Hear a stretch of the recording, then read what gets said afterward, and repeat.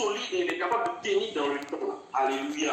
Et juste à ce niveau, on doit savoir qu'il y a plusieurs types d'épreuves. Amen. Il y a des épreuves qui sont toutes simples. Par exemple, je me lève et peut-être je suis soumis peut-être à un petit cas de maladie où j'ai une fois un mal de tête qui me prend la tête depuis un moment. C'est aussi une épreuve. Mais elle n'est pas grande. On ne peut pas la comparer peut-être à un couple qui est en train de chercher un enfant depuis 9 ans. Un couple qui est en train de chercher un enfant ou bien depuis 9 ans, 10 ans. Et dans le désespoir, ils n'arrivent pas à trouver un enfant. Bien entendu, c'est une épreuve. Donc l'épreuve contient, du moins ça, comporte plusieurs paliers, plusieurs niveaux d'épreuves, plusieurs niveaux de difficultés. Alléluia. Amen. Donc le deuxième expression, le deuxième mot que je voudrais définir avant qu'on puisse continuer, c'est le mot secours. Je le disais, Christ, notre secours dans les détresses. Alors, c'est quoi un secours? Un secours, c'est une entité qui permet à quelqu'un de sortir d'une situation difficile. Bien entendu, ce concours vient d'un apport extérieur. Alléluia.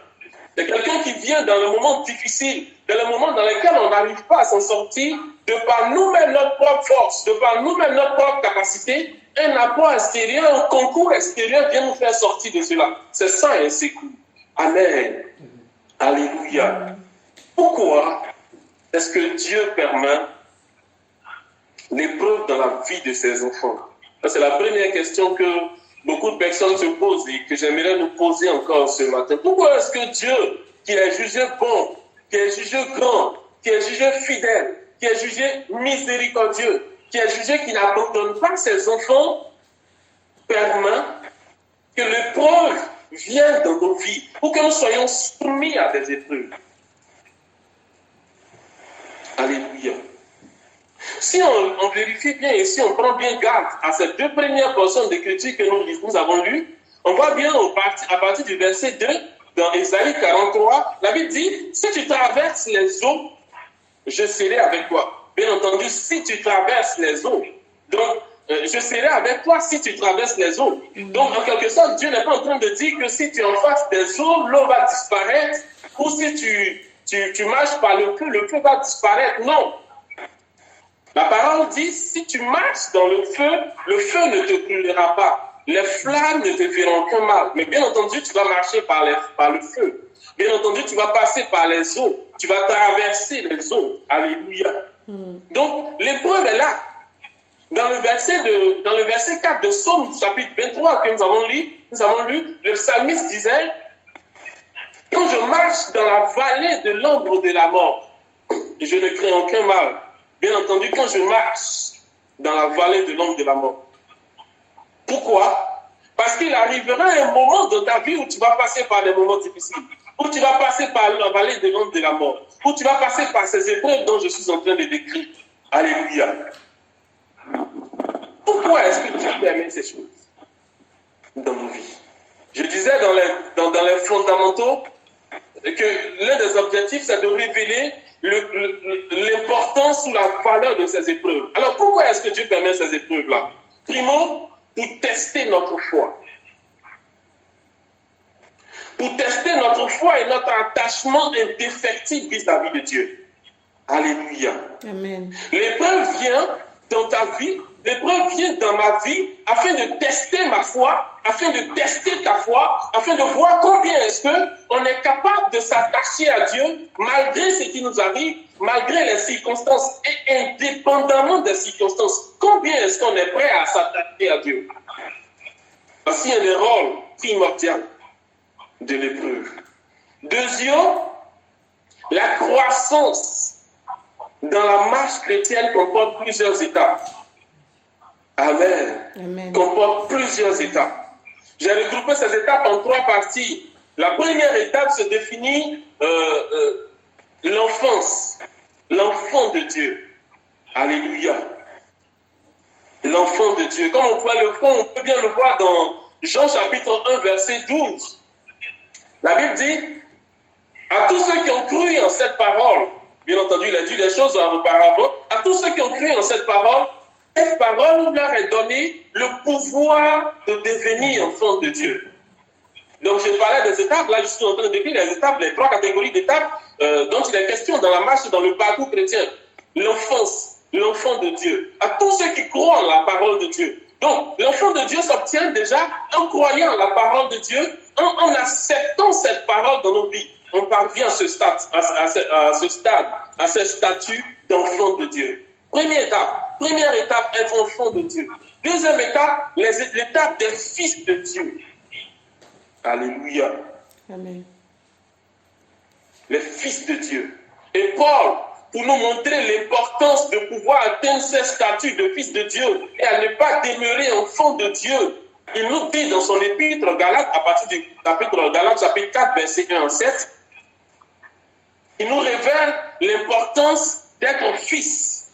Il dit aussi longtemps qu'un enfant va demeurer enfant, aussi longtemps qu'un héritier va demeurer enfant dans la maison, il ne pourra pas jouir de son héritage. Mais c'est à partir du moment où il atteint la statue de fils qu'il peut jouir de son héritage. Amen. Alléluia. Amen. Donc Paul révèle l'importance déjà de pouvoir atteindre déjà la statue de fils de Dieu. Et la troisième étape que nous le savons tous, la dimension d'épouse. Épouse de Dieu, épouse de Christ. Nous savons que le groupe, la catégorie de personnes que Christ cherche activement dans l'Église, c'est une épouse. Amen. Et cela est bien illustré dans le livre de Matthieu 25, lorsque Jésus parle des 10 vierges. Alléluia. Donc, on voit que dans la marche chrétienne compose plusieurs étapes, des niveaux. Et les épreuves viennent pour nous faire atteindre ces niveaux-là. J'ai posé la question, pourquoi est-ce que Dieu permet ces épreuves? Première étape, j'ai dit que c'était pour tester notre foi. Deuxième chose, c'est pour nous permettre d'atteindre ces niveaux. De passer peut-être du stade d'enfance au stade de fils, de passer du stade de fils au stade d'épouse. Et cela nécessite l'épreuve. Cela nécessite que tu sois secoué. Cela nécessite que tu passes par des moments difficiles, par des épreuves, afin de pouvoir atteindre cela. Ces niveaux, ces stades. Alléluia. Amen. Et troisième élément, parce que le passage de ces épreuves nous qualifie à un certain nombre de grâces. Le passage de ces difficultés, de ces épreuves nous permet de passer à un autre stade de grâce, de passer à un autre statut, de passer à une autre dimension, de pouvoir, il y a des bénédictions que tu pourras atteindre que lorsque tu seras forgé. Amen. On le voit bien. Vous serez d'accord avec moi qu'aujourd'hui, être un médecin, c'est une bonne chose. Mais on ne peut pas accorder le titre de médecin à un enfant qui n'est pas allé à l'école. Qu'est-ce qu'il va apporter comme soin à la personne? Il ne pourra rien apporter comme soin à la personne. Bien entendu, il va détruire la personne. L'école, c'est l'épreuve.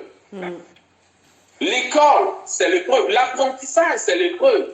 Pour être médecin, pour être juge, on ne devient pas juge en se levant un bon matin comme pour aller dans un tribunal et se proclamer juge. Bien entendu, il y a des études, il y a des temps, il y a un temps consacré, il y a des formations à faire. Cette formation constitue l'épreuve. Donc, pour pouvoir atteindre ces stades, pour pouvoir atteindre ces niveaux-là, il faut déjà passer par l'école. Il faut déjà passer par l'épreuve. Il faut passer par ces difficultés, quand bien même c'est difficile, pour pouvoir atteindre ce stade. Alléluia. Amen. Amen. Amen. On l'a vu. Lorsque Dieu a promis à Israël de pouvoir se déplacer et d'aller vers Canaan, Dieu leur a fait passer par une étape qu'on appelait le désert. Le désert demeure quelque chose d'incontournable pour pouvoir atteindre Canaan. Le désert, c'est quoi? C'est l'épreuve. Lorsqu'on lit bien le passage, la Bible dit qu'il y avait un moyen plus raccourci, il y a un raccourci pour pouvoir atteindre Canaan. Mais Dieu a permis volontairement qu'ils puissent passer, qu'ils puissent prendre le chemin le plus long pour pouvoir atteindre Canaan. Alléluia. Et c'est quoi le désert? Le désert, c'est l'épreuve. L'épreuve peut être une maladie. Aujourd'hui, nous sommes en train de passer par une épreuve, source de vie Cholet, nous sommes en train de passer par une épreuve. L'épreuve peut être une situation difficile à laquelle non seulement tu n'arrives pas à t'en défaire, mais tu ne trouves même pas de solution. Comment faire pour sortir de cette épreuve? Comment faire pour sortir de cette situation? Parce que je regarde par mes propres forces, par tout ce que j'ai comme moyen, je n'arrive pas. Alléluia. C'est ça l'épreuve. Et cette épreuve, elle est d'autant plus importante. Elle est d'autant plus importante pour pouvoir atteindre ces niveaux. Je disais qu'il y a des bénédictions que tu ne pourras avoir que lorsque tu passeras par l'épreuve. Lorsque Jésus parle dans Apocalypse, la Bible dit, à celui qui vaincra, je donnerai la couronne de vie. À celui qui vaincra, à celui qui vaincra. Bien entendu, à celui qui vaincra. La couronne de vie n'est décernée à celui qui vaincra. Donc à la personne qui va passer avec brio les épreuves, les étapes, la compétition. Alléluia. Amen. Amen. Et on ne peut pas parler de victoire, on ne peut pas parler de vainqueur si au préalable il n'y a pas combat, si au préalable il n'y a pas difficulté, si au préalable il n'y a pas épreuve. Alléluia. Dans la marche chrétienne, attention, je ne suis pas en train de dire que le salut s'obtient par notre propre force ou par les moyens, par notre propre capacité. Non, je ne suis pas en train de dire ça. La Bible dit que le salut s'obtient par grâce en Jésus-Christ. Je ne parle pas de ça. Amen. Donc il faudrait bien faire la part des choses.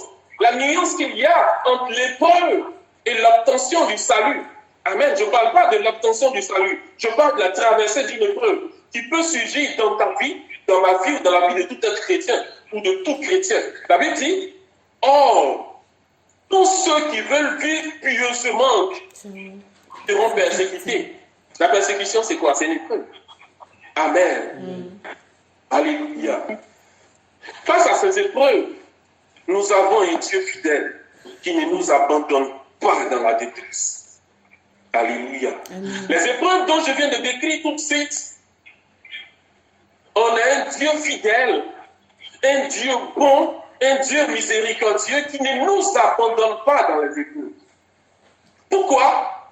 Parce que son nom c'est fidèle et véritable. On peut le lire dans l'Apocalypse. La Bible dit, son nom c'est fidèle et véritable. Il ne peut pas se régner lui-même. Alléluia. Il n'a jamais abandonné ses enfants. Il n'a jamais abandonné quelqu'un qui se confie en lui. Le Dieu que je sers, le Dieu que tu sers n'a jamais abandonné la personne qui se confie en lui. Alléluia. Amen. Et ça, nous pouvons bien le voir dans Psaume 37 à partir du verset 28. Psaume 37, verset 28. Dans la version Louis II, il est dit, car l'Éternel aime la justice et il n'abandonne pas ses fidèles. Ils sont toujours sous sa garde. Mais la postérité des méchants est retranchée. Amen. La version Free Martin le dit encore mieux. La version Free Martin dit, car l'Éternel aime ce qui est juste et il n'abandonne pas ses bien-aimés. Il n'abandonne point ses bien-aimés. C'est pourquoi ils sont gardés à toujours dans le creuset de sa main. Ils sont gardés à toujours dans le creuset de sa main. Amen. Dans la version Darby, il y a un autre rang qui est encore bien plus intéressant. Dans la version Darby, il a dit, car l'Éternel aime la droiture et il n'abandonnera point ses saints. Ils seront toujours à sa garde. Mais la sémence des méchants est retranchée. Alléluia. Nous avons un Dieu fidèle. Nous avons un Dieu qui est bon. Nous avons un Dieu qui n'abandonne pas. Nous avons un Dieu responsable. Le Dieu que nous servons, on a lu dans Jean que le Dieu que nous servons est un bon berger. Dit lui-même, ce n'est pas mon papa qui l'a dit, ce n'est pas quelqu'un, ce n'est pas le pasteur qui a dit. C'est Christ lui-même qui dit, je suis le bon berger. Amen. Il est bon. Alléluia. Amen. Non seulement il est bon, mais il est miséricordieux. Et lorsqu'on passe par des moments difficiles, bien vrai, cela arrive, cela peut arriver. Mais quand cela arrive, le Dieu que nous servons, la suprématie que nous adorons, ne nous abandonne pas dans l'épreuve, ne nous abandonne pas dans la difficulté. Il est à nos côtés et il nous aide à sortir. Alléluia. Ésaïe chapitre 43 que nous avons lu, il dit, moi-même je suis avec toi. Quand tu traverseras les eaux, je serai avec toi. Les eaux ne te submergeront pas. Quand tu marcheras par le feu, le feu ne te brûlera pas. Pourquoi? Parce que mon Dieu, je suis et je serai toujours avec toi. Amen. Alléluia. Son nom c'est Emmanuel. Il a dit, je serai toujours avec vous. Donc, peu importe la difficulté auquel tu es confronté dans ta vie, que ce soit une maladie, que ce soit une situation difficile peut-être dans l'école, que ce soit une situation difficile au niveau de ton travail, que ce soit une situation difficile au niveau de ton entreprise, le Dieu que tu sais, le Dieu que je sais, n'a jamais abandonné quelqu'un qui se confie en lui. Et il est toujours là Amen. pour nous secourir et nous aider à sortir de cette épreuve et nous faire passer ce cap. Alléluia. Amen. Amen. Amen. Que faut-il éviter quand nous traversons les moments difficiles? Amen. Amen. Que faut-il éviter quand nous traversons des moments difficiles? Parce que tôt ou tard, tu vas le traverser, ces moments difficiles. Tôt ou tard, en tant qu'enfant de Dieu, tôt ou tard, tu vas passer par des périodes difficiles, des périodes auxquelles tu ne comprends rien, des périodes auxquelles toi-même tu es assis et tu te demandes est-ce que Dieu m'a abandonné, des périodes auxquelles toi-même tu ne sais même pas à quel signe te vouer. Pourquoi? Parce que tu regardes à gauche, il n'y a pas de solution. Tu regardes à droite, il n'y a pas de solution. Tu regardes sur ta famille n'a pas de solution. Tu es livré à toi-même. Tu ne sais même pas à quel signe te vouer. Tôt ou tard, toi et moi, on est confrontés à ces difficultés. Alléluia. Jésus, il a dit dans Luc chapitre 23, verset 31, Jésus dit, si l'on a fait ces choses au bois vert, qu'arrivera-t-il au bois sec? On s'est engagé dans une marche chrétienne, on s'est engagé dans un combat, on s'est engagé dans une course, dans un parcours chrétien. Tôt ou tard, on va rencontrer des difficultés. Si vous vous souvenez bien, la vision que le pasteur il a donnée, que Dieu lui a donnée, concernant cette destination glorieuse à laquelle lui, Dieu, il nous a destinés, lui, Dieu, il nous conduit. Si vous vous souvenez bien des termes que le pasteur a employés, le chemin est un peu rocailleux. Il y a des hauts et il y a des bas. Alléluia. Ce ne sera pas un moment difficile où tout coule bien, où tout roule, où tout va bien. Alléluia. Il y aura des moments où ce sera difficile. Nous sommes en train de passer par des moments difficiles. Alléluia. La pandémie est venue frapper de plein fouet le noyau dur de source de vie Cholet. Alléluia. C'est aussi une épreuve. Donc je disais, tôt ou tard, tu vas passer par ces moments d'épreuve. Que tu le veuilles ou pas. Alléluia. Que tu le veuilles ou pas. Alors, que faut-il éviter lorsque nous passons par cette épreuve? Que faut-il éviter lorsque nous passons par ces moments difficiles? La première chose à éviter que je vais énumérer ici, c'est murmurer ou se plaindre. Alléluia. C'est murmurer ou se plaindre. Lorsque nous passons par des moments difficiles, lorsque nous passons par ces épreuves, murmurer et se plaindre, c'est des choses à ne point faire, à bannir, à éviter lorsque nous passons par des moments de détresse. On l'a vu avec Israël dans le désert. Ils n'avaient pas à manger, ils n'avaient pas à boire. Ce qu'ils ont trouvé bon de faire, c'est de murmurer, c'est de se plaindre à Moïse. Ah, pourquoi est-ce que tu nous as fait sortir d'Égypte? Pourquoi est-ce que tu nous fais passer par ces moments difficiles? Pourquoi est-ce que tu nous as envoyés dans le désert pour pouvoir mourir de faim? Il était mieux de nous laisser en Égypte, parce que là-bas, au moins, on avait des concombres à manger. Là-bas, au moins, on avait quelque chose à manger.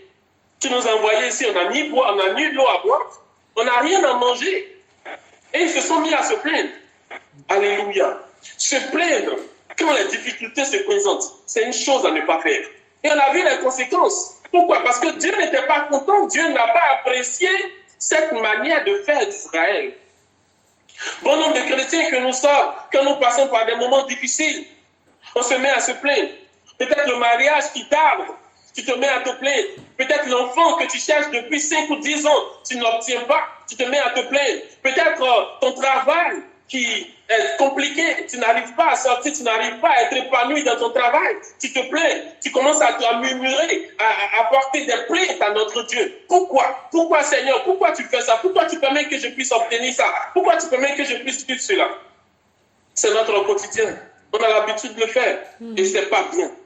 Alléluia. Amen. Le Seigneur n'approuve pas cette manière de faire.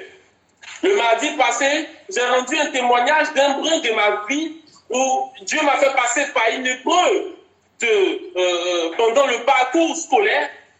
Je n'avais jamais échoué avant. Dieu a permis que je puisse connaître un échec, mais que j'ai digéré difficilement, qui était amer. Je ne comprenais pas pourquoi est-ce que Dieu a permis que cela puisse arriver. Je m'étais mis à me plaindre. Je me disais, Seigneur, mais pourquoi? Déjà, je te sers. Pourquoi est-ce que tu as permis ça? Pourquoi tu as permis que cela puisse m'arriver? Je le dis à ma honte. Parce que ce n'était pas la bonne attitude. Heureusement, Dieu n'a rien dit. J'étais en train de me plaindre, je me suis plaint. Toute la journée, j'ai pris mon car pour entrer à la maison d'Adjamé à Yopougon. Dieu n'a rien dit, je me suis plaint, Dieu n'a rien dit. La réponse de Dieu, je l'ai obtenue en 2017 lorsque je suis arrivé en France et que j'ai voulu poursuivre et pouvoir compléter quelques diplômes. Et lorsque je suis parti sur le site de l'administration, sur le site de l'éducation nationale, et que j'ai vu que l'école où Dieu m'a fait échouer, l'université privée où Dieu m'a fait échouer, n'était même pas sur la liste des universités valides en France ici, où les diplômes pouvaient être validés. Je m'étais mis à genoux, comme je le disais dans mon témoignage, je m'étais mis à genoux pour remercier Dieu, pour rendre gloire à Dieu. Pourquoi? Parce qu'il m'a fait échouer dans cette école. Et il m'a permis d'aller dans une autre université où j'ai pu avoir le diplôme et à laquelle je puis jouer aujourd'hui. Sinon, l'école est fermée, l'école n'est pas reconnue en France, le diplôme ne serait même pas reconnu en France, elle sera nulle et non avenue caduque. Amen. Mais je le dis à ma honte, lorsque ce moment était arrivé, lorsque ce moment de difficulté était arrivé, la mauvaise chose que j'ai faite, c'était de me plaindre. Seigneur, pourquoi tu as fait ça? Ce n'est pas la bonne attitude à faire. Alléluia. Amen. La deuxième chose qu'il faut éviter, et il faut éviter à tout prix, lorsque nous passons par des moments difficiles, c'est de se confier à un homme. Amen. Aujourd'hui, lorsqu'on passe par des moments difficiles, la première chose qu'on trouve, c'est d'aller se trouver notre copine et de lui raconter tout ce qu'on est en train de vivre, tout ce qu'on est en train de passer, les difficultés que je rencontre dans mon mariage, voilà les difficultés que je trouve avec mes enfants, voilà les difficultés que je trouve dans mon travail. On va raconter ça, on va raconter cela à notre copine, à notre copain, à notre ami, à aller chercher les solutions et les conseils d'un ami. Alors que nous sommes enfants de Dieu, alors qu'on est un Père, alors que nous adorons le Dieu Tout-Puissant, nous, au lieu de nous confier à ce Dieu Tout-Puissant, nous préférons nous tourner vers mon mari, nous préférons nous tourner vers ma copine, ou nous préférons nous tourner vers ma collègue, ou mon ami, ou mon ami de quartier, pour lui exposer la situation, pour lui dire voici ce que je suis en train de vivre. Sans au préalable mettre ça en prière et soumettre ça en prière à Dieu, au Dieu que nous adorons. C'est une chose à éviter, c'est que de se confier en l'homme. La Bible dit que celui qui se confie dans l'homme ne trouve rien de bon. Pourquoi?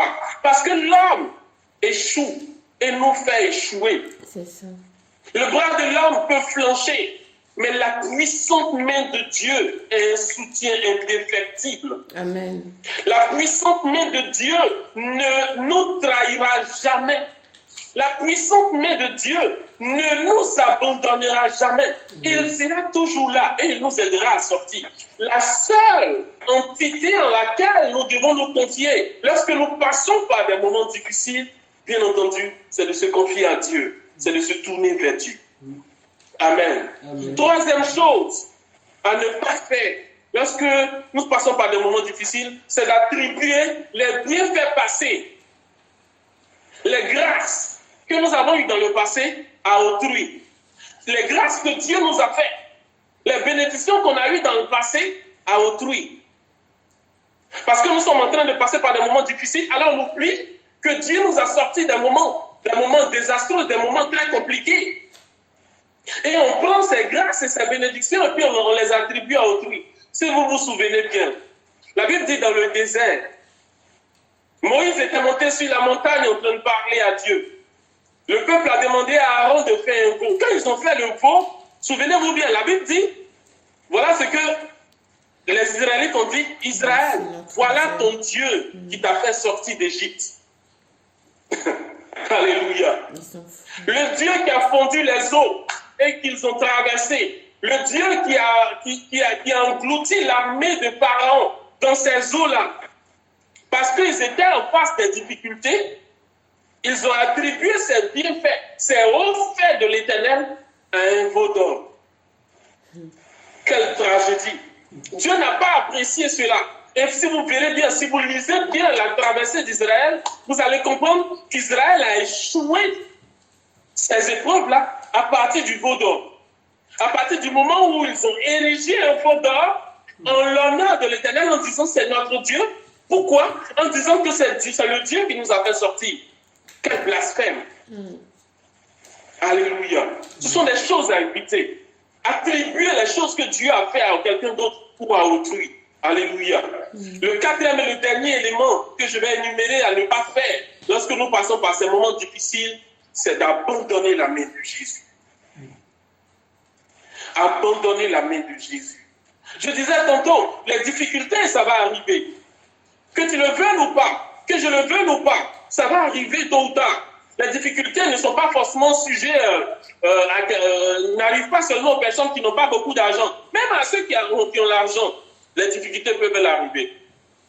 On vient, on te diagnostique un cancer en phase terminale. Tu sais bien que ton argent ne peut rien faire. Les médecins, ils ont tout essayé, ils ne peuvent rien faire. C'est l'épreuve. Alléluia. Face à ces choses-là, beaucoup de personnes se rétractent. Beaucoup de personnes se résilient et ils abandonnent. Ils disent non, ça ne vaut pas la peine. Je suis en train de passer par des moments difficiles. Alors, ça ne vaut pas la peine de s'attacher à Dieu. Pourquoi? Parce que je me suis attaché à Dieu depuis tout ce temps. Et je n'ai rien pu. Je suis en train de passer par ces moments difficiles. Mais pourquoi Dieu me laisse passer par ces moments difficiles? Ça ne vaut pas la peine de rester attaché à Dieu. Et on abandonne. Et on abandonne la main de Dieu. Et on abandonne notre attachement à Dieu. Alléluia. Amen.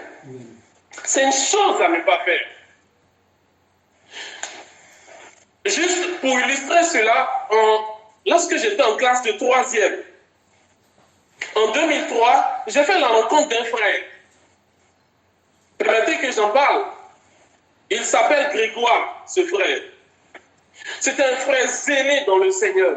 Un frère qui était attaché au Seigneur. Un frère qui avait reçu son baptême du Saint-Esprit. Qui priait même 7 à 10 fois par jour. On partait à l'école, on venait pendant la pause à midi, il prenait sa nappe, il se mettait à parler en langue, il se mettait à prier. Le soir, du moins l'après-midi, on repartait à l'école, on revenait dans la soirée, il se mettait à prier. Il aimait tellement le Seigneur, il était attaché à Dieu. Il avait même organisé une cellule de prière dans le foyer où on était pour parler de Jésus aux personnes de ce foyer-là. Quand les épreuves se sont levées, quand les difficultés se sont levées, on n'avait compris, on n'a même pas compris qu'est-ce qui s'est passé. Il a abandonné la main de Dieu. Le frère qui aimait le Seigneur, le frère qui parlait en langue, le frère qui organisait des moments de prière, des moments d'exhortation dans le foyer, a abandonné la main de Dieu. Lorsque les difficultés se sont présentées et que dans le foyer, on n'avait plus à manger, et que manger 2 fois par jour, c'était un luxe.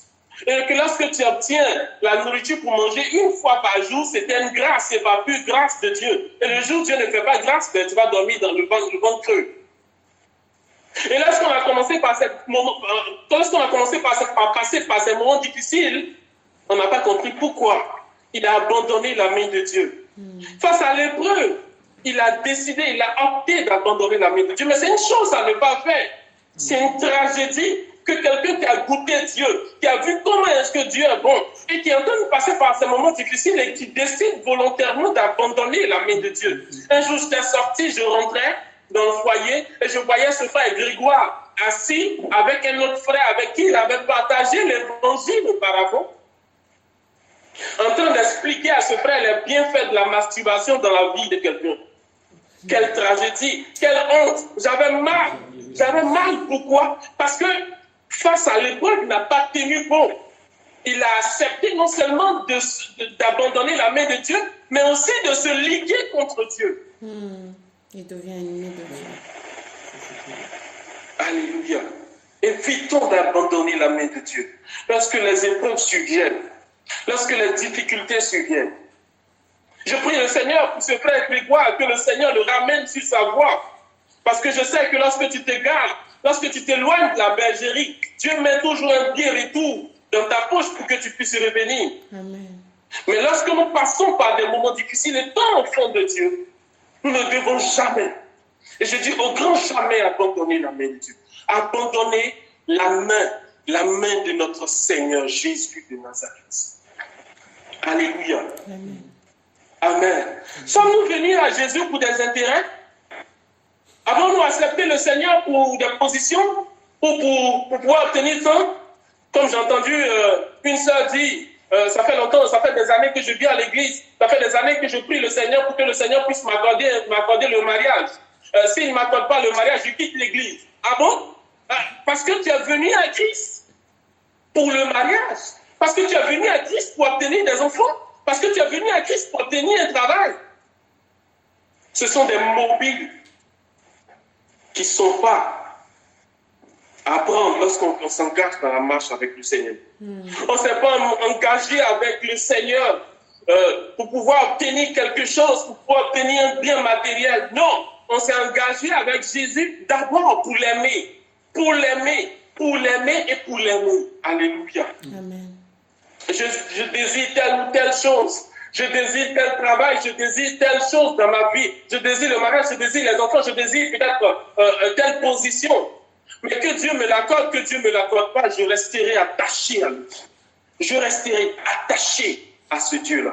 Alléluia. Ne servons pas Dieu par intérêt. Ne nous approchons pas de Dieu par intérêt. Ne nous approchons pas de Dieu pour quelques positions, pour quelques intérêts, quelconques sordides qu'on peut se développer, qu'on peut vouloir nous-mêmes. Non. Ce sont des mauvaises motivations lorsqu'on vient à Dieu. Lorsqu'on est dans la maison de Dieu et qu'on est en train de servir Dieu pour quelques intérêts. On s'attache à Dieu, on s'attache à la main de Dieu, à ce que Dieu peut faire, mais on ne s'attache pas à la personne de Dieu. Lorsque les épreuves viennent, c'est là on voit qui est le véritable enfant de Dieu. C'est là on voit qui est véritablement attaché à Dieu, qui aime vraiment Dieu. Et qui n'abandonne pas Dieu lorsque tout devient difficile. Le pasteur a partagé un passage dernièrement sur Job. Job est passé par des moments difficiles. Ils sont venus lui décrire des choses, mais aujourd'hui, si on veut me décrire ces choses m'arrivent, mais je pense que très vite, je ne pourrais même pas supporter. Je ne pourrais pas supporter l'épreuve à laquelle Job a été confronté.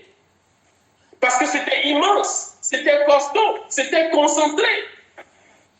Mais la Bible dit qu'en toutes ces choses, Job n'a point péché contre l'Éternel. Et Job est resté attaché à Dieu. Sa femme lui a dit, abandonne, dénie Dieu, du moins réunis Dieu et abandonne.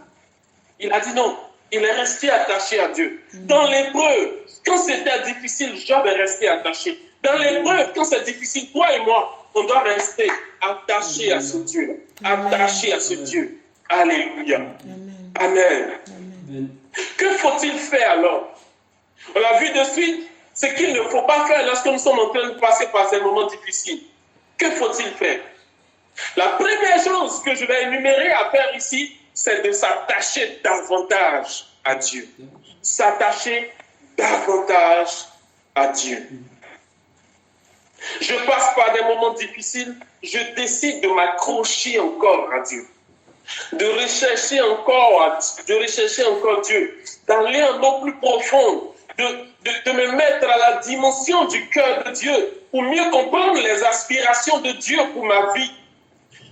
On l'a lu lorsque j'ai pris le livre de Psaume chapitre 100 dans l'introduction, la prière d'introduction, d'intercession. On a vu que la Bible dit que c'est Dieu qui nous a créés et nous lui appartenons. Donc, qu'il y ait l'épreuve ou pas, je lui appartiens, tu lui appartiens. Donc, quand l'épreuve survient, ce qu'il faut faire, c'est de rester attaché à Dieu. Alléluia. Je vais donner 2 illustrations à la fin pour mieux comprendre ces différents stades et ces différents événements que je suis en train d'expliquer. Mais lorsque l'épreuve survient dans ta vie, lorsque l'épreuve survient dans ma vie, une chose à ne point faire, c'est d'abandonner la main de Dieu. Une chose à faire, c'est de s'attacher à Dieu. De rester indéfectiblement attaché à ce Dieu. Alléluia. Amen. Amen. Une deuxième chose que j'ai énumérée à faire, lorsque nous passons par des moments difficiles, c'est de lever les mains et de le louer. Lui rendre grâce en tout temps et en toutes circonstances. Lever les mains, louer Dieu et lui rendre gloire et grâce. Alléluia. Lorsque je lis les écrits de Paul, je suis stupéfait. Quand Paul dit à l'église de Thessalonique, soyez toujours joyeux. Bien entendu, Paul savait que les épreuves peuvent survenir. Parce que Paul même a été éprouvé tout le long de sa vie. Il a été emprisonné plusieurs fois. Mais il vient et il dit à des personnes, soyez toujours joyeux. Ah bon? Même dans la difficulté, sois toujours joyeux. C'est-à-dire que ta joie ne doit pas dépendre des circonstances. Que je me sente bien ou que je ne me sente pas bien. Que j'ai un travail ou que je n'ai pas un travail. Que mon compte bancaire soit garni ou pas. Je dois être en joie.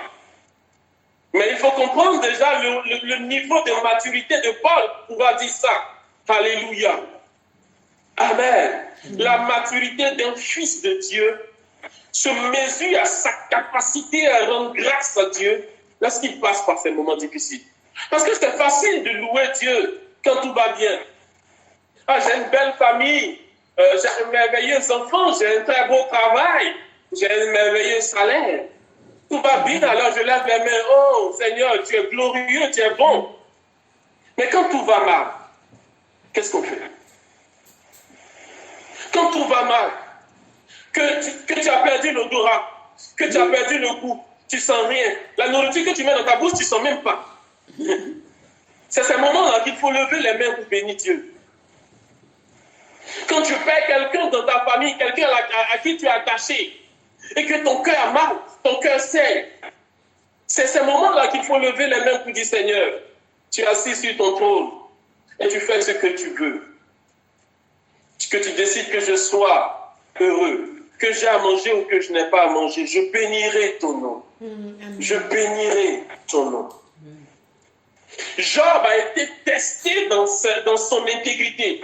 Job a été soumis à une épreuve pour tester son intégrité. Mais la Bible dit que jusqu'à la fin, Job a tenu bon. Job a tenu bon. Job n'a point péché contre Dieu. Job n'a pas abandonné Dieu. Job est resté ferme, intact dans sa résolution, dans sa marche, dans ses convictions vis-à-vis de Dieu. Quand tout va mal, c'est le moment de lever les mains et de bénir Dieu, comme je le disais. Alléluia. Amen. C'est de lever les mains et de rendre toute la gloire et toute la grâce à Dieu. Pourquoi? Parce que le Dieu que nous servons ne nous laissera pas dans l'épreuve. Le Dieu que nous aimons donc ne nous abandonnera pas dans la souffrance. Non, la souffrance n'est qu'un laps de temps. La souffrance n'est que pour peu de temps. Et cela passera. Alléluia. Amen. Nous avons un Dieu qui vient nous sortir de la boue, qui vient nous sortir des difficultés, qui vient nous sortir des moments difficiles lorsque nous passons par ces moments difficiles. Que je traverse les eaux. Lui, Dieu, il est avec moi. Ésaïe 43 qu'on a lu, il n'a pas dit que j'enverrai un ange pour vous secourir. Non, il dit moi-même, je serai avec toi. Moi-même, Dieu, je serai avec toi. Les eaux ne te submergeront pas. Je serai avec toi. Cette entreprise qui est en train de passer par des moments difficiles, ton entreprise qui est en train de passer par des moments difficiles auxquels tu ne sais même pas est-ce que tu vas t'en sortir. Tu es submergé par les impôts. L'État ne fait que te couvrir de toute forme de taxes, de toute forme d'impôts, de toute forme de charges. Et tu te demandes comment je vais faire pour m'en sortir. Dieu dit, moi-même, je serai avec toi. Et je te ferai sortir. Alléluia. Ce n'est pas Joseph qui parle. Ce n'est pas le pasteur Corée qui parle. Ce n'est pas Sylvia qui parle. C'est le Jésus de Nazareth que nous servons. C'est le Christ que nous aimons qui parle et qui dit que je serai avec toi. Notre Dieu ne dit rien au hasard. Notre Dieu n'est pas un homme qui dit une parole aujourd'hui et demain il vient dire indépendamment de ma propre volonté, je ne pourrai pas honorer cet engagement.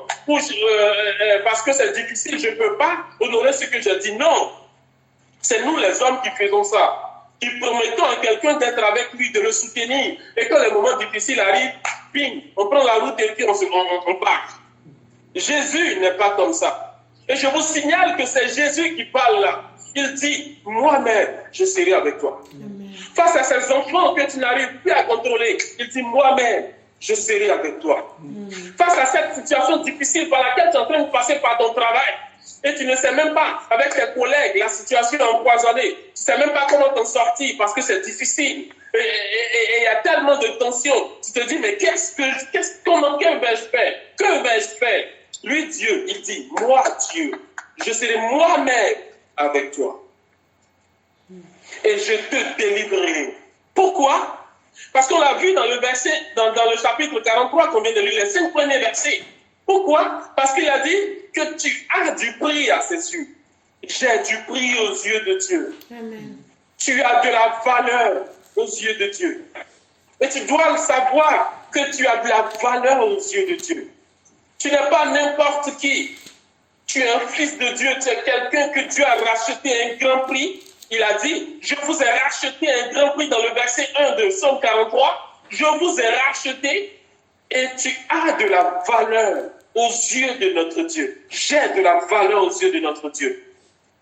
Tout le long du parcours, de notre parcours sur la terre, depuis l'enfance jusqu'à notre vieillesse, on va passer par des moments difficiles, c'est vrai. Mais Dieu ne nous abandonnera jamais. Pourquoi? Parce que nous sommes ses enfants. Parce qu'il a payé dur. Il a payé un lourd tribut pour nous. Il a donné quelque chose de lourd pour nous. Pour que toi et moi, on soit sauvés. Alléluia. Il s'est sacrifié.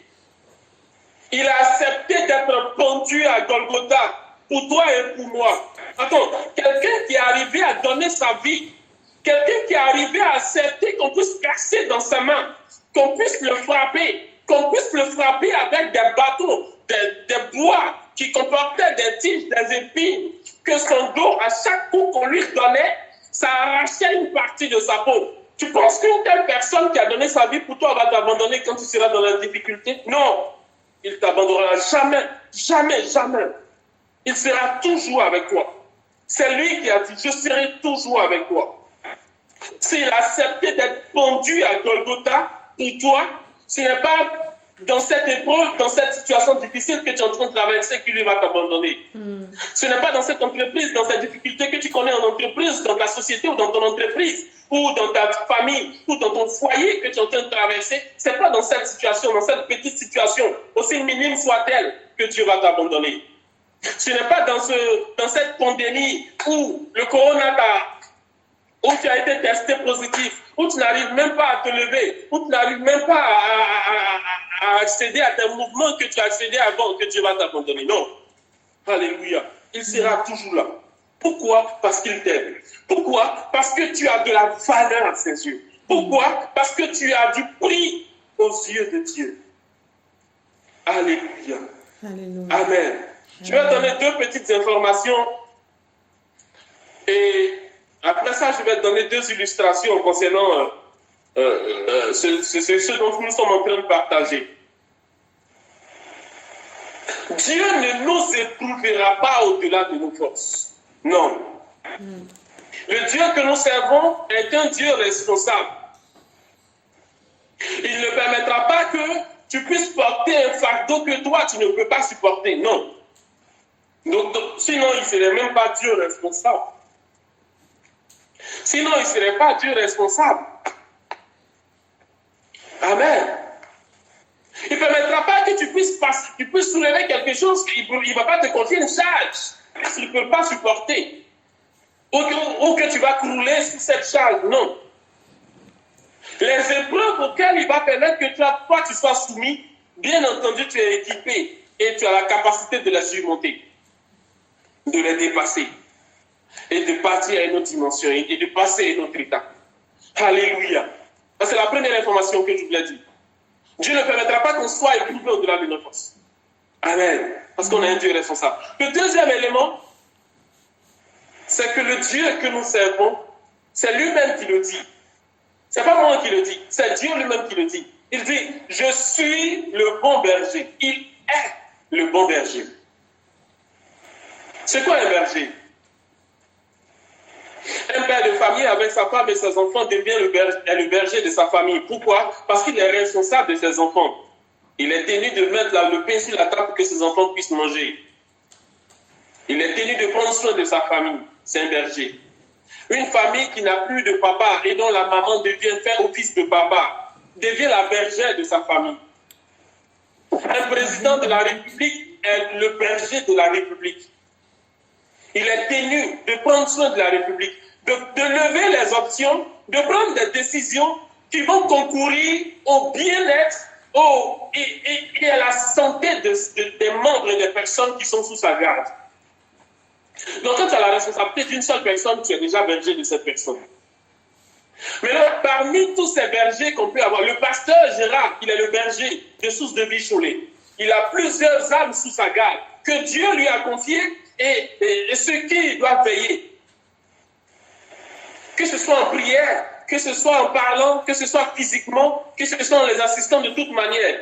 Pourquoi? Parce que c'est le troupeau que Dieu lui a donné la paix. Quand avant de partir, Jésus a dit à Pierre, paie mes brebis, si tu m'aimes, paie mes brebis. Donc Pierre était un berger, le pasteur Gérard est un berger. Maintenant,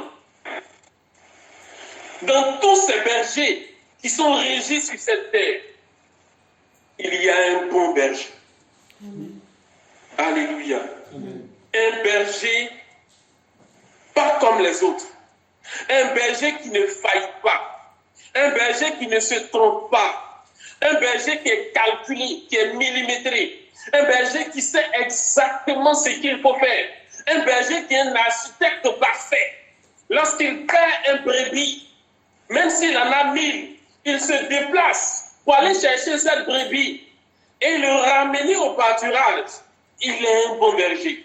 Le Dieu que nous servons, le Jésus que tu professes, que je confesse, est un bon berger. C'est lui qui l'a dit. Donc il prendra soin de toi, toi qui es la brebis. Il prendra soin de moi, moi qui suis la brebis, qui suis sa brebis. Les difficultés surviennent, les épreuves surviennent, mais étant donné qu'on a un bon berger, étant donné qu'on a quelqu'un qui veille sur nous de façon indéfectible, alors on n'a seulement qu'à avoir de l'espoir. Pourquoi? Parce que ce Jésus ne nous abandonnera jamais. Pourquoi? Parce que ce Jésus ne nous lâchera jamais dans la difficulté. Alléluia. Il nous aidera toujours à sortir victorieux. Alléluia. Des épreuves. Amen. Je vais donner juste 2 illustrations. Et après quoi, je vais laisser Pamela nous conduire avec un chant d'allégresse. Je le disais, c'est dans les moments difficiles que toi et moi, on doit louer le Seigneur. Amen. Pamela va nous donner encore un chant d'allégresse et on va lever les mains, on va adorer Dieu, on va le louer parce qu'il est bon. Parce qu'il permet que tu aies ton pain quotidien, que tu aies à manger aujourd'hui. Parce qu'il permet que tu aies un toit pour te couvrir. Il veille sur toi. Donc, les épreuves arrivent, mais même si les épreuves sont là, le Dieu que tu sais t'aime tellement qu'il veille sur toi. Alléluia. La première illustration se trouve dans 2 Chroniques chapitre 20. On ne va pas lire le texte parce que c'est un long texte. Je vais rapidement donner le contexte et l'illustrer. Il s'agit du roi Josaphat.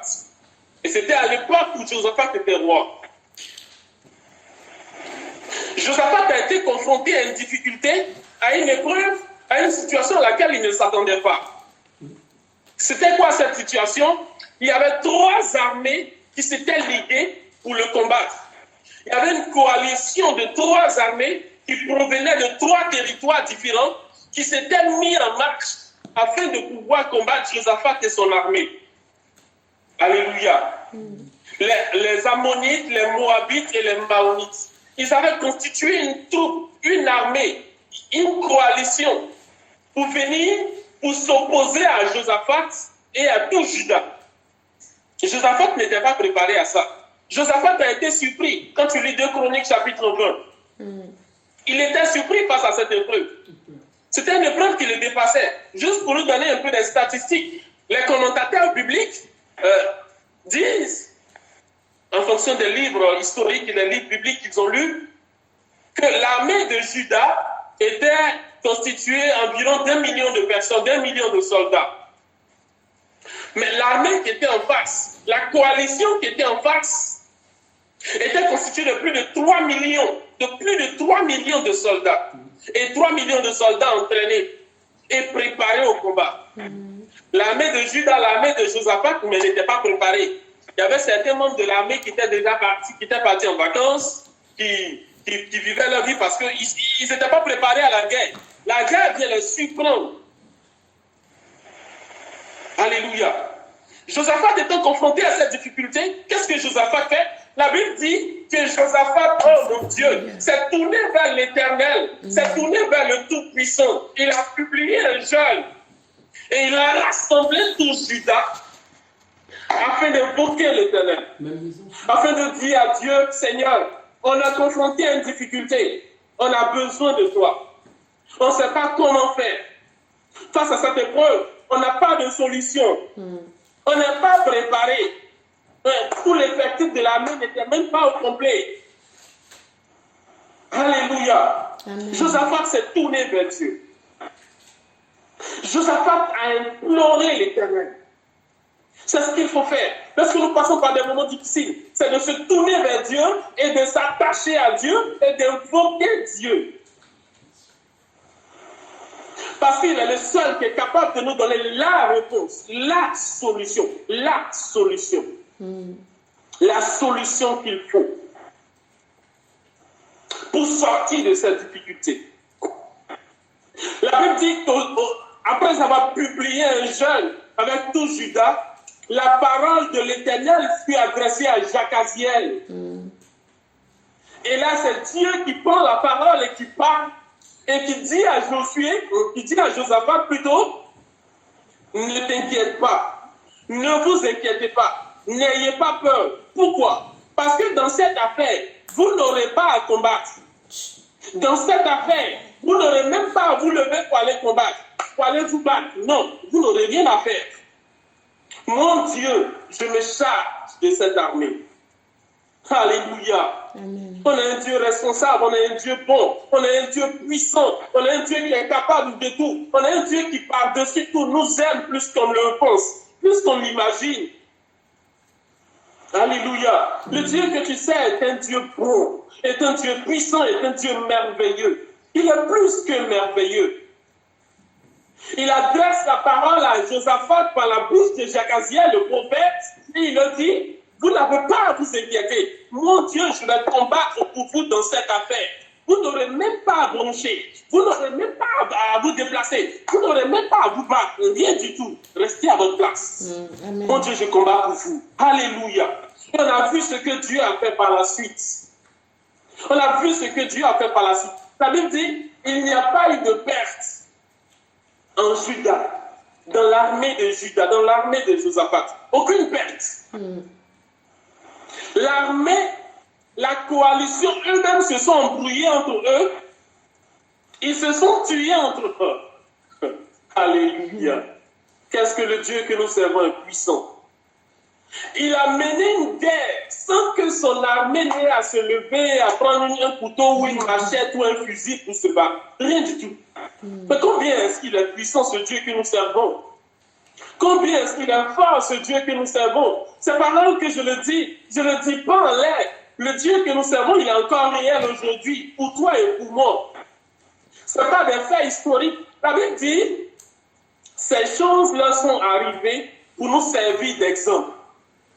Ce n'est pas des faits, des mythologies que des gens se sont amusés à écrire et à mettre dans un livre pour qu'on puisse le lire chaque dimanche. Non, ce sont des faits. Ce sont des choses qui sont arrivées. Ce sont des grands bienfaits que Dieu a fait. Ce sont des prodiges que notre Dieu a fait dans le passé qui nous sont relatés. On a un Dieu merveilleux. On a un Dieu puissant. On a un Dieu fort. On a un Dieu inégalable. Amen. Alléluia. Béni soit le Dieu que nous servons parce qu'il nous aime tant et parce qu'il est tout puissant. Je ne dis pas qu'il est puissant. Il est tout puissant. Capable de faire des choses au-delà de ce qu'on peut penser. Capable de faire des choses au-delà de ce qu'on peut admettre, que l'homme peut concevoir dans sa petite tête.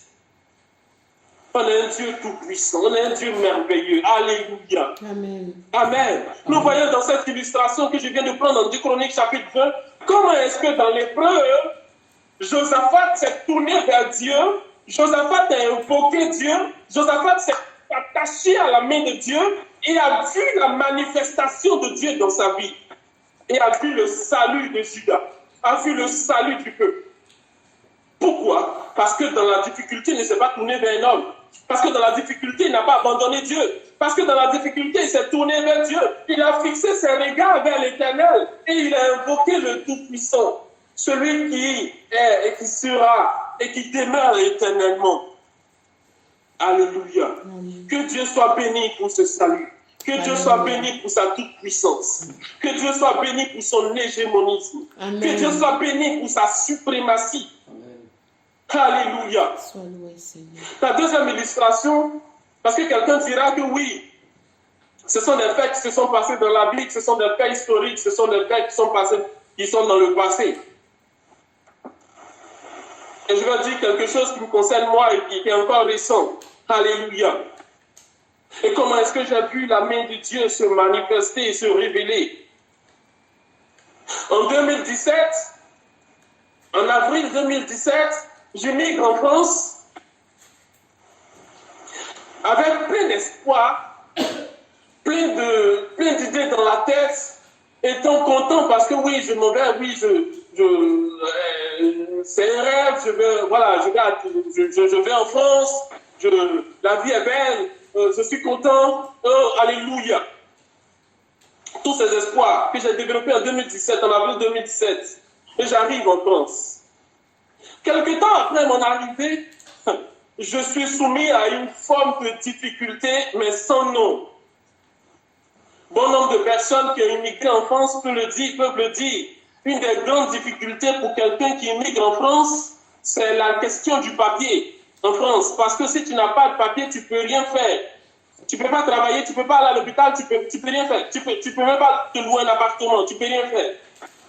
Alléluia. Les épreuves, la difficulté, est venue me frapper de plein fouet. Je me retrouve à la rue, ne sachant pas où aller, ne sachant pas où dormir, me retrouvant avec 20 ou 30 euros dans la poche. Je ne savais même pas comment est-ce que je vais faire pour manger avec ces 30 euros dans la poche jusqu'à la fin du mois. Mais j'avais opté simplement pour manger des brioches, en achetant des brioches de 30 euros. Et puis manger une brioche matin, une brioche midi, une brioche le soir. La difficulté s'est heurtée à moi. Chose auquel je ne pensais pas quand j'étais en Côte d'Ivoire. Je travaillais, j'étais bien dans ma famille, la vie était belle. J'émigre, je viens avec plein d'espoir et je suis confronté à une difficulté sans nom. Je ne savais même pas comment faire. J'avais une procédure au tribunal qui me poursuivait, je ne savais même pas à quel sein me vouer. J'avais le dos au mur.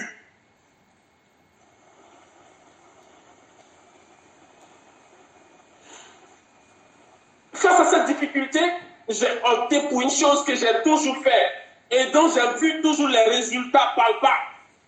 C'est de se tourner vers Dieu. Seigneur, je suis dans des problèmes. J'ai besoin de toi. Dans cette situation, je suis confronté au système français.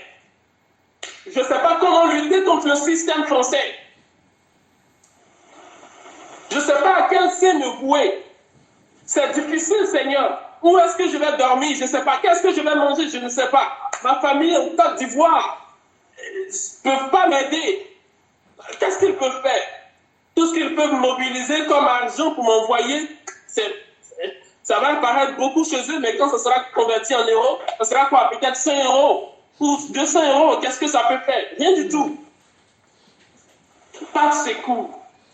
Personne vers qui me tourner.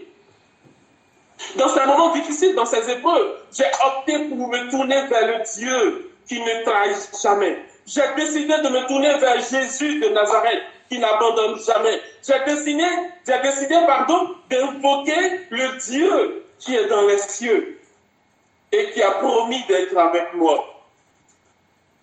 Et parce qu'il est le bon berger, il m'a répondu. Il m'a dit, Joseph, ne t'inquiète pas. Ne t'inquiète pas parce que non seulement cette situation à laquelle tu es confronté au tribunal, mon Dieu, je vais te faire sortir de cette situation. Je vais te donner un toit sur lequel tu vas habiter. Je vais te donner de quoi manger matin, midi et soir. Je vais te donner un travail et je vais te faire obtenir les papiers. Le Dieu que je sais. Il s'est révélé à moi. Il m'a parlé. Et chaque chose qu'il a dit, il l'a fait. Amen. Alléluia, excusez-moi. Chaque chose qu'il a dit, il l'a fait. Il m'a permis de sortir victorieux de cette affaire au tribunal qui était suspendue sur ma vie. Il m'a permis d'avoir un toit sous lequel dormir. Il m'a permis d'avoir de quoi manger le matin et de pouvoir prendre un petit déjeuner, un déjeuner et le dîner et partir au travail. Il m'a permis de pouvoir intégrer ce merveilleux laboratoire dans lequel je suis, de pouvoir intégrer ce laboratoire qui est classé 2e mondial dans la sélection génétique en tant que technicien de laboratoire. Mais qui pouvait faire ça si ce n'est Dieu? Qui pouvait faire ça si ce n'est Dieu? Je n'avais pas de solution. Je ne savais pas que faire. Je ne savais pas quoi faire. Je ne savais pas comment faire. Mais le Dieu Tout-Puissant est venu me sortir de cette situation. Est venu et s'est révélé la solution face à ce problème. Il m'a permis de pouvoir obtenir mes papiers. Il m'a permis d'être simple, d'être épanoui et de vivre une vie épanouie. Pourquoi? Parce que dans les difficultés, je ne me suis pas tourné vers mon père. Parce que dans les difficultés, je ne me suis pas tourné vers ma copine. Parce que dans les difficultés, je ne me suis pas tourné vers mon copain. Ou je ne me suis pas confié à un homme. Non, je me suis tourné vers le Dieu Tout-Puissant. Je me suis tourné vers le Jésus de Nazareth. Et aujourd'hui, je vais encore te dire à toi qui m'entends de rester attaché à Dieu. Amen. Je conclue avec ces mots. À rester attaché à Dieu. Attaché à Dieu, à Dieu, à Dieu, à Dieu et à Dieu seul. À rester attaché à Dieu, à Dieu, à Dieu et à Dieu seul. Alléluia. Et que toute la gloire nous soit rendue. Amen. Au nom de Jésus. Alors, je vais laisser la sœur Pamela nous entonner un cantique, un chant d'allégresse qui va nous permettre tous ensemble de louer Dieu, d'honorer le Seigneur pour ses biens.